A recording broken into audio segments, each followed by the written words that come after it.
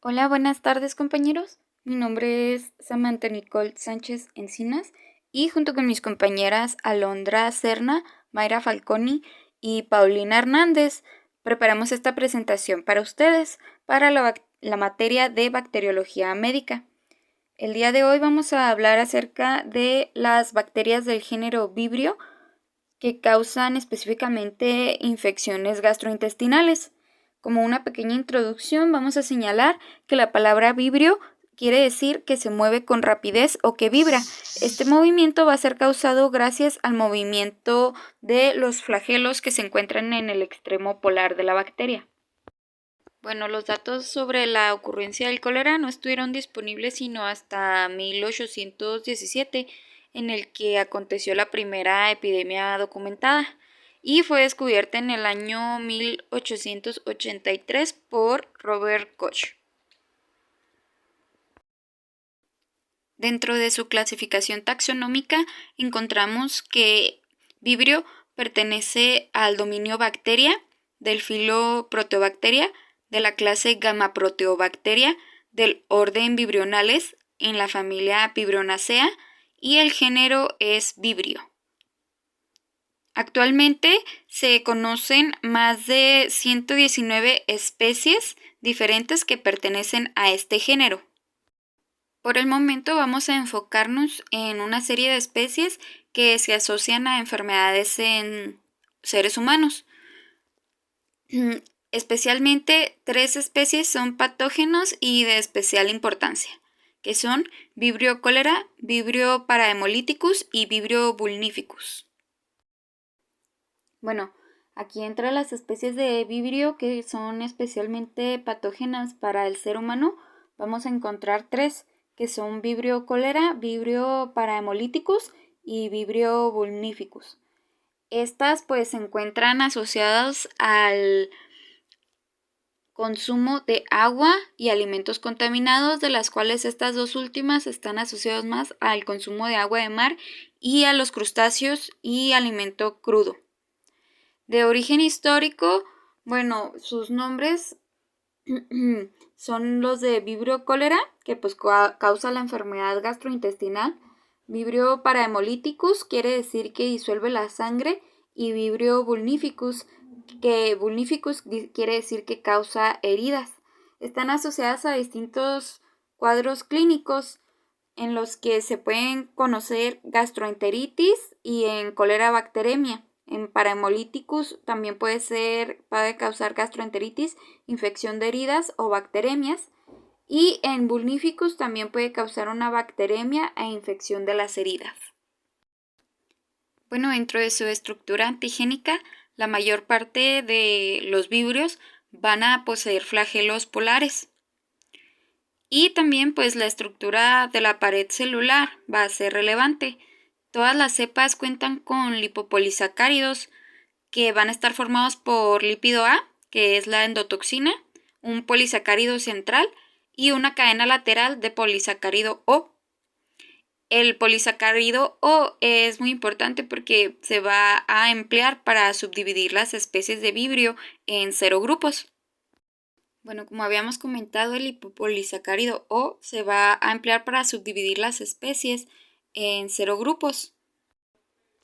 Serogrupos de los cuales los que van a tener relevancia clínica van a ser el O1 y el O139, ya que las bacterias que cuenten con estos serogrupos van a ser los que van a generar enfermedad en el humano. El serogrupo O1 se va a subdividir a su vez en biotipos, que son el clásico y el TOR. El clásico está asociado a pandemias viejas, por lo cual pues ya no existe, y el actual es el biotipo TOR, el cual está también subdividido en serotipos, que son el Ogawa, el Inaba y el Kojima. Bueno, como modo de transmisión podemos encontrar que se transmite por el consumo de agua y de alimentos contaminados con esta bacteria. viabilidad y propagación. Se sabe que los reservorios pueden ser humanos, crustáceos, moluscos e insectos de vegetación y agua, principalmente de ríos o zonas costeras. Los hospedadores pueden ser humanos, aves acuáticas, peces, moluscos, también crustáceos. Dosis infectiva mínima está entre 10 a la 6 a 10 a la 11 bacterias o virus por ingesta. Aquí les puse un cuadrito donde viene la dosis mínima infectiva entre agentes patógenos para que vean pues la comparación.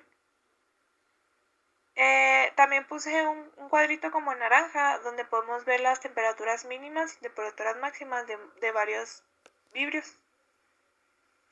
Por ejemplo, el Colereae tiene una temperatura, no se conoce la temperatura mínima, pero la máxima es de 45. Su pH mínimo tampoco se conoce, su pH máximo es de 10. Vamos a exponer los diferentes factores de virulencia de estos virus anteriormente mencionados. En el primer grupo de factores que pertenecen al Vibrio cholerae tenemos a la toxina colérica y muchos textos la mencionan como el factor de virulencia principal de este vibrio, seguido de la enterotoxina colérica accesoria, la toxina de la zónula oclusiva, la proteína quimiotáctica y la neuroamidasa. Cabe destacar que muchos autores manejan más factores de virulencia y otros los descartan. Ahora tenemos al factor de virulencia del vibrio para hemolíticos y este se trata de la hemolicina Kanagawa. Después tenemos al vibrio vulnificus, que este presenta una cápsula de polisacáridos que no presentan los dos anteriores, y también se exponen más proteínas dentro de este grupo de factores. Ahora vamos a continuar. Les voy a mencionar el factor de virulencia del vibrio para hemolíticos. En este caso se llama la hemolicina Kanagawa. Y esta hemolicina también es conocida como hemolicina directa termostable. Y esta induce la secreción del ion cloruro de las células epiteliales de los enterocitos, hablo propiamente de las células del intestino, porque aumenta el calcio intracelular. Si aumenta el calcio intracelular, lo que tiene que hacer la célula es dejar ir pues el ion cloruro y también pues moléculas de agua. De aquí que se expone que a partir de esas se mencione que este vibrio es capaz de pues mencionar o también según varios autores se menciona que este es causante de una diarrea secretora, no tanto como vibrio cholerae como les voy a explicar más adelante, pero sí una diarrea persistente. Se dice que la TDAH, y según varios autores, aumenta la permeabilidad vascular, y también que esta proteína tiene actividad hemolítica sobre los eritrocitos, lo que se conoce como el fenómeno del Kanagawa. Ahora, el vibrio vulnificus, pues debido a su cápsula de polisacáridos, es más, por decirlo, estable o es más resistente. Si está en presencia de ácidos gástricos, este vibrio degrada lisina para dar lugar a productos alcalinos y así pueda sobrevivir en medios ácidos. Se dice que también puede evadir la respuesta inmunitaria del hospedador mediante inducción de apoptosis en macrófagos y pues evitar la fagocitosis mediante la expresión de una cápsula de polisacáridos, como ya les había mencionado. Y también se dice, según varios autores, posee proteínas de superficie que intervienen en la adherencia a las células del hospedador y por tanto secretan toxinas citolíticas que producen necrosis tisular. Por ejemplo, las citolicinas y algunas enzimas como las proteasas, las colagenasas, y de hecho esto se puede correlacionar con las diapositivas anteriores donde les mencionaron que este se presenta más en personas que por alguna razón tuvieron una cortada en la piel y se expusieron a aguas contaminadas, por decirlo así. El vibrio como tal es muy sensible a medios ácidos y muere a los pocos minutos de estar expuesto a los ácidos gástricos cuyo pH es menor a 3. Si el individuo tiene una producción normal de ácido clorhídrico no le va a afectar en ningún modo la presencia de vibrio porque este va a morir. En cuyo caso la persona esté consumiendo algún antiácido o alimentos que aumentan el pH, esto propicia la supervivencia del vibrio y también puede propiciar la migración hacia el intestino debido pues a la digestión. En cuyo caso debemos analizar que, como ustedes pueden ver en la diapositiva, como el vibrio está ingresando hacia la mucosa y en la primera parte, en la sección A, ustedes pueden observar, o más bien observar que ahí está el vibrio y que en la luz intestinal se va a encontrar con péptidos antimicrobianos y altas concentraciones de bilis.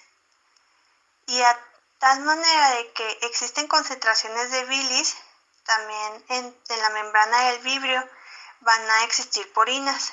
Una de ellas es la OMPU, que se cree que se excluye selectivamente aniones tóxicos que provienen de la bilis y así incrementa la resistencia a la bilis y a otras sustancias. Si a mayor cantidad de ácidos biliares se presentan, es mayor la producción de GMPCDI dentro de la bacteria y por lo tanto se interfiere con el principal regulador de virulencia llamado TOX-T y por lo tanto no se expresan más genes de virulencia, de ahí que le afecte la presencia de la bilis. Y ya ustedes pueden observar con la flecha azul indicativa que ahí están las purinas y cómo va correlacionando todo lo que acabo de mencionar.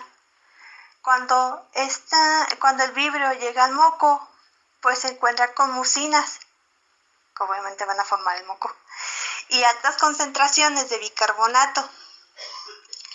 La presencia de mucinas promueve la producción de proteínas de anclaje en la bacteria que se llaman GBPA. Estas proteínas se anclan al N-acetilglucosamina y facilitan su unión o adhesión a la capa de moco. Muy importante, puesto que de aquí en realidad también se produce hemaglutina proteasa, que degrada proteolíticamente la mucina para ingresar a través del moco. Y a partir de esto también existen factores que van a regular negativamente a GBPA para que la bacteria ingrese a través del moco sin anclarse a este. Necesita. De hecho, una vez que llega al epitelio como tal, a los enterocitos del intestino, entonces va a actuar un factor de virulencia muy importante, sobre todo en el vibrio coleral, que se llama la proteína quimiotáctica. Esta lo pueden encontrar como TCP y le va a ayudar a anclarse. Ustedes pueden ver en la parte derecha de la diapositiva, en la sección A y B, cómo es que el vibrio ya ingresado en la mucosa extiende pues estas, ¿cómo se dicen? Adhesinas. Bueno, se supone que representan a las adhesinas, a las adhesinas TCP que se van a anclar a los enterocitos. Una vez que el vibrio ya llegó al intestino y ya se ancló a los enterocitos por medio del TCP, entonces va a secretar una proteína que se llama la toxina colérica, cuya composición es de alrededor de 5 unidades B y una A, y ustedes pueden ver ahí cómo se expresa, más bien cómo se ilustra en la imagen de color verde, azul las subunidades B, las 5 subunidades B, y con un color anaranjado o amarillo las subunidades A. Entonces, esta toxina se une a un gangliósido que se encuentra en la superficie de los enterocitos, específicamente es el GM1. Y por endocitosis, este complejo se va a ingresar adentro del enterocito.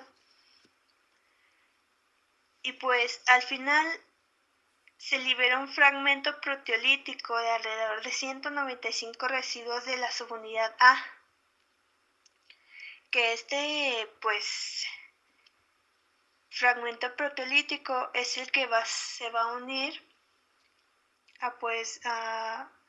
o más bien cataliza la transferencia de una unidad ADP ribosa al NAT a un residuo de arginina de la cadena lateral de una subunidad de las GTPasas, específicamente la que tiene actividad catalítica, la G subíndice S-alfa. Y este complejo que se forma puede activar la enilatociclasa, pero no es capaz de hidrolizar el GTP que lleva unido. Como consecuencia, la enilatociclasa se encuentra trabada en su estado activo y las concentraciones celulares de AMP cíclico empiezan a aumentar, se disparan, y por lo tanto las células intestinales que normalmente responden a pequeños aumentos de AMP cíclico pues empiezan a secretar, o más bien, a secretar pues un líquido digestivo. Así lo mencionan los textos, que en realidad es una solución salina rica en electrolitos como cloro, como carbonato, como potasio, sodio y también agua, lo que forma la diarrea característica de la cólera, que es un líquido blanquecino. En los casos iniciales de diarrea se menciona que incluso puede tener un olor a huevo. Y eso es lo que pasa con esta toxina, que en realidad empieza a acelerar la producción de este líquido, que al final de cuentas se va a convertir en la diarrea como tal. Y ese pues es un factor de virulencia que se menciona en la enfermedad del cólera debido a esta bacteria. Después también tenemos en la lista de los factores de virulencia la neurominidasa. Y esta neurominidasa se menciona como una enzima que convierte los oligocianogangliósidos a GM1.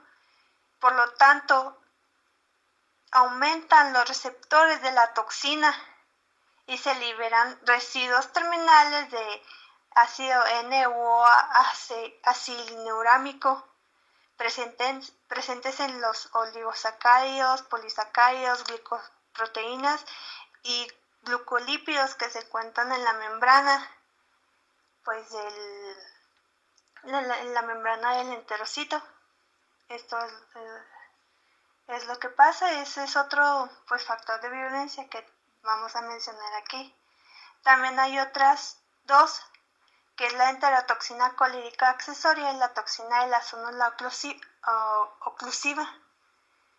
Pues en realidad la toxina de la zónula oclusiva pues es la que va a actuar en la zónula occludens. Esta relaja las uniones estrechas, aumentando la permeabilidad y permitiendo que también se ingresen en esas zonas ya despejadas. No se ingrese como tal, sino que ahí se aumenta la zona por donde se va a adherir el vibrio. Y la otra, la enterotoxina colírica, no hay muchos textos que la mencionen como tal, pero en algunos se dice que produce un aumento de secreción de líquido y que causa también una diarrea en ausencia de la toxina colérica, pero esta no provoca una diarrea tan significativa como la toxina colérica. Los signos y síntomas por causa de la bacteria Vibrio se caracterizan de igual manera por las especies. Por lo general, Vibrio paramelocíticos, Vibrio mimicus y Vibrio felicae causan brotes de diarrea de origen alimentario que suelen involucrar alimentos de origen marino o mal cocidos, algunos no cocidos en absoluto. Los signos y síntomas de la enfermedad entérica comienzan de 15 a 24 horas de incubación. Las manifestaciones sintomáticas incluyen cólicos abdominales, diarrea acuosa profusa, tenesmo, debilidad y a veces náuseas, vómitos y febrícula. Estos síntomas desaparecen espontáneamente de 24 a 48 horas, no es mortal, lo único que hay que permanecer bien hidratados para que esto no llegue a una deshidratación extrema. En otros casos, Vibrio vulnificus ocasiona septicemia. Esto causa shock, lesiones ampollares en la piel, a menudo manifestaciones de coagulación intravascular diseminada, como por ejemplo trombocitopenia, hemorragia, y la tasa de mortalidad de este vibrio es elevada. Vibrio cholerae causa síntomas parecidos a los primeros mencionados, que sería diarrea, náuseas, vómito, deshidratación.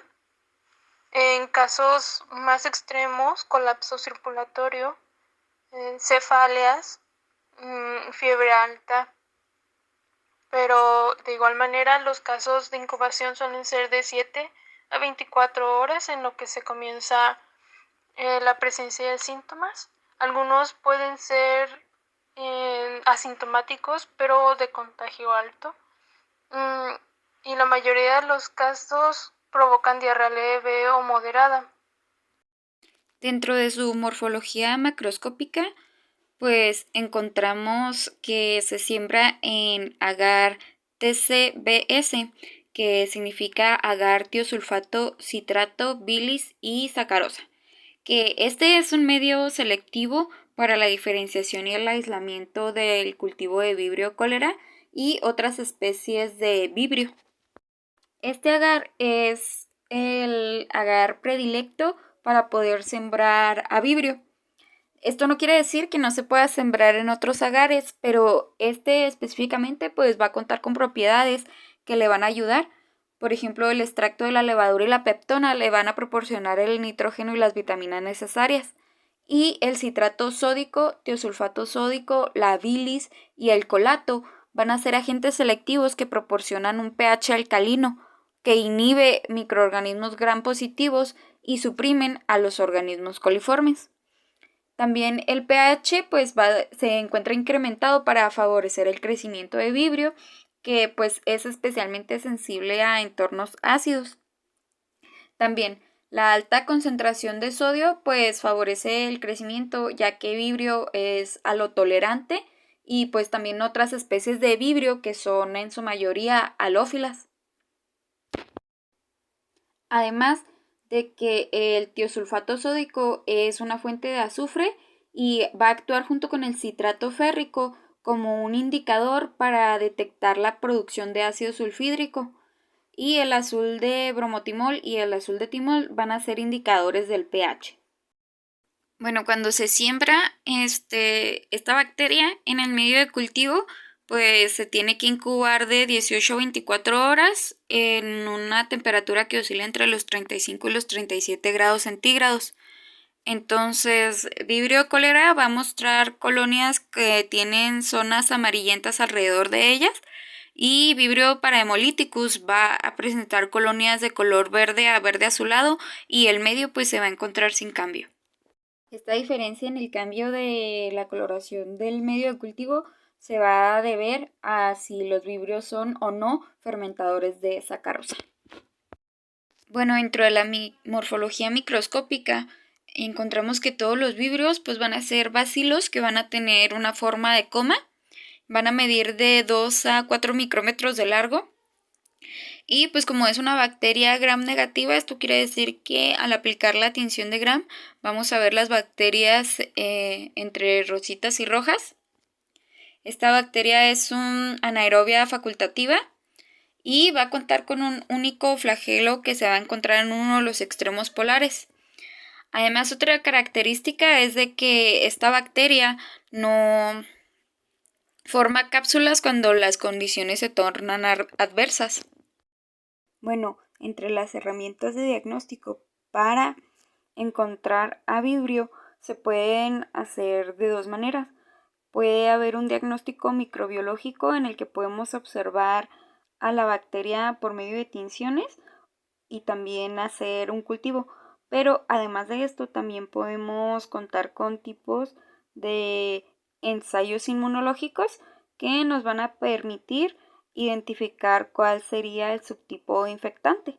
Estas pueden ser pruebas de inmunoensayos como aglutinación o bien técnicas de tinción fluorescente. Bueno, y ahora hablaremos un poco de las pruebas de laboratorio. Bueno, de los medios de cultivo en los que se puede sembrar esta bacteria, encontramos, como se había mencionado anteriormente, que el agar tiosulfato, citrato, sales biliares y sacarosa, pues va a ser el agar predilecto, pero esto no quiere decir que no se pueda sembrar en otros medios de cultivo. Como ejemplos, pues también tenemos que se pueden sembrar en un agar sangre y en un agar nutritivo. Encontramos que pues obviamente va a presentar un pH más alcalino y requiere una alta concentración salina. Van a producir indol positivos y van a tener la capacidad de reducir los nitratos. La prueba de aglutinación de lámina es un inmunoensayo en el que tiene como fundamento de que se encuentren antígeno y anticuerpo. Si ambos están presentes dentro de la muestra, pues se van a entrecruzar, lo que va a observarse de manera macroscópica como una aglutinación. Bueno, este inmunoensayo se puede llevar a cabo sobre una caja de Petri o sobre una lámina de vidrio limpia, en el que a partir de que se le hizo un cultivo al paciente y pues estamos viendo las características que ya tiene morfológicas macro y microscópicas de nuestro cultivo para proceder a la serotipificación, pues lo que se hace es que con un asa se retira una pequeña porción del cultivo en la que se va a emulsificar con una gota de suero fisiológico. Entonces se va a añadir la gota de suero fisiológico y se va a añadir en conjunto a esta la porción del cultivo que nosotros obtuvimos. Entonces se va a examinar la suspensión y se va a agitar de manera uniforme durante 30 segundos, como en la prueba de tipificación sanguínea. No sé si se acuerdan cuando lo vimos en inmuno que se agitaba para poder ver si se observaba aglutinación. Entonces es importante que cuando se está realizando este ensayo, antes de añadir la suspensión, si se observa alguna aglutinación con el suero fisiológico, ya no se puede serotipificar. Entonces, una vez que hemos comprobado que no se observa aglutinación con el suero fisiológico y el cultivo de la bacteria, podemos proceder a añadir una gota de la suspensión que va a tener el antisuero y de esta manera se vuelve a agitar durante 30 segundos a 1 minuto y posterior a esto se puede observar de manera macroscópica si aglutinó. Si aglutina es positiva y si no se presenta aglutinación quiere decir que es negativo. Identificación bioquímica de Vibrio cholerae. Debido a que la confirmación de Vibrio cholerae O1 requiere tan solo la identificación de los antígenos serotipo O1 por aglutinación, la confirmación bioquímica rara vez es necesaria. Sin embargo, si el aislamiento no da los resultados que se muestran en el cuadro que va a aparecer a continuación, será necesario aplicar pruebas adicionales para la identificación. Bueno, dentro de las pruebas bioquímicas que encontramos para la detección y la identificación de este microorganismo, encontramos de primera instancia la prueba de la oxidasa. La prueba de oxidasa está diseñada para detectar bacterias que producen citocromo oxidasa por medio del uso de agentes cromogénicos que se encuentran reducidos. Estos van a ser químicos que cambien o produzcan una coloración conforme van siendo oxidados. Entonces, en esta prueba, las bacterias vivas se van a colocar en un papel filtro o sobre un portaobjetos y se les va a adicionar una gota de reactivo de oxidasa. Y en menos de un minuto el reactivo, que va a actuar como un donador artificial de electrones, va a cambiar el color a morado si la citocromoxidasa se encuentra presente, dando como resultado, pues, positivo. También tenemos la prueba del hilo mucoide. Esta se puede realizar también sobre un portaobjetos o en una caja de plástico, en donde se toman bacterias que pues fueron cultivadas y se las adicionan junto con una gota de solución acuosa de desoxicolato de sodio. Entonces, el resultado pues es positivo si las bacterias se van a alisar por el efecto del desoxicolato, con lo cual pues van a generar que la suspensión pues pierda turbidez y el ADN de las bacterias que fueron lisadas se mezcle junto con esto y se haga viscoso. Entonces, con un palillo o con un asa podemos tratar de levantar esa mezcla. Y si esa mezcla, o sea, con el asa, cuando lo vamos levantando, se va formando un hilito mucoide, es prueba positiva. Bueno, entonces también si lo sembramos en otros medios de cultivo como el agar de hierro Kigler y el agar de hierro de 3 azúcares, pues podemos encontrar que no van a fermentar la lactosa y que tampoco van a producir gas ni sulfuro de hidrógeno. Otra de las características distintivas de Vibrio es de que puede fermentar la sacarosa. Entonces es por eso que también presenta un resultado positivo. Y también se puede alimentar de los aminoácidos lisina y ornitina, dando negativo a arginina. Otra de las características de Vibrio, de las bacterias del género Vibrio, es que pues son halófilas la mayoría. Esto quiere decir que pues van a poder crecer en medios de cultivo que se encuentren enriquecidos con cloruro de sodio. Vibrio cholera pues puede crecer también en medios que no necesariamente tengan altas concentraciones de sal, sino es nada más haloresistente más no halófilo. Entonces esta se puede encontrar en ambos medios de cultivo que tengan o que no presenten sal. Por último, tenemos la prueba de Voges-Proskauer, que se basa en la capacidad que tienen los microorganismos para producir acetoína a partir de la degradación de la glucosa durante la fermentación. En esta prueba se realiza utilizando un caldo RMBP y pues en este medio muchas bacterias entéricas pueden llevar a cabo la fermentación ácido mixta, pero no todas van a producir, o sea, tienen la capacidad para producir suficientes ácidos como para superar el sistema buffer que tiene el medio y bajar el pH. Entonces, se van a incubar y los reactivos se le añaden alfa-naftol y hidróxido de potasio. Entonces, como resultado de esto, un cambio de coloración rojizo porque cambió el pH del medio, nos da un resultado positivo.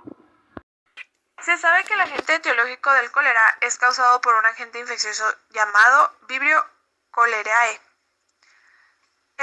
Las epidemias del cólera han crecido notablemente desde 2007, incluso países donde estaban libres de esta enfermedad. Actualmente nos encontramos en la 7ª pandemia del cólera. La enfermedad, según la Organización Mundial de la Salud, está lejos de controlarse, está propagándose cada vez más. Poblaciones susceptibles están constituidas por aquellas comunidades carentes de suministros de agua o bajos niveles socioeconómicos. La letalidad ante una comunidad preparada no supera el 1%, en contraste con una comunidad que no está preparada, se observa una letalidad de hasta el 50%. En el año de 2016, solo el 56% de los casos registrados es en África, un 32% en América y un 13% en Asia. La profilaxis o los consejos para la prevención de la obtención de la bacteria Vibrio se basa en no comer alimentos crudos, mariscos o poco cocidos. Siempre lavarse las manos con agua y jabón después de manipular mariscos crudos. Evite contaminar los mariscos cocidos con mariscos crudos y sus líquidos. Mantenerse alejado del agua salobre, que es la combinación entre agua salada y agua dulce. Y el agua salada también mantenerse alejado si tiene alguna herida, por ejemplo cortes o raspaduras. Si no está la posibilidad de mantenerse alejado, cubrir estas heridas con curitas o vendajes a pruebas de agua. Si existe la posibilidad de que tenga contacto con el agua salobre y el agua salada, lavar siempre las heridas o contactar al equipo médico de tu preferencia si es que detectas alguna anormalidad. Si se contrae alguna infección en la piel y se tiene estas características previas, contactar al médico de su preferencia. Si se está en un grupo que tiene las probabilidades de contraer vibriosis, por ejemplo, con personas con enfermedades inmunitarias debilitantes o personas de mayor edad, niños pequeños, o para poder evitar esta afección, usar ropa y calzado que lo puedan proteger de los cortes y las raspaduras cuando esté en el agua. Usar guantes protectores cuando manipule mariscos o pescados crudos. Evitar en su mayoría comer y consumir mariscos crudos, poco cocidos y que se pueda creer que puedan estar contaminados. Bueno, dentro del tratamiento vamos a obtener como primera instancia la rehidratación del paciente y también se hace uso de antibioticoterapia, de entre los cuales el antibiótico seleccionado es el clorhidrato de tetraciclina, cuyo mecanismo de acción pues va a ser fundamentalmente un bacteriostático, pero en altas dosis van a ser tóxicos para las bacterias, siendo de esta manera bactericidas. Tiene 3 mecanismos diferentes de acción, en los que uno de ellos es desacoplar la fosforilación oxidativa de las bacterias, otro es provocar una inhibición de la síntesis proteica ribosomal de la bacteria, y también pues existe evidencia de que las tetraciclinas pueden alterar la membrana citoplasmática de la bacteria y de esta manera permiten la salida de componentes intracelulares. Y ya para finalizar, esta es la bibliografía que utilizamos.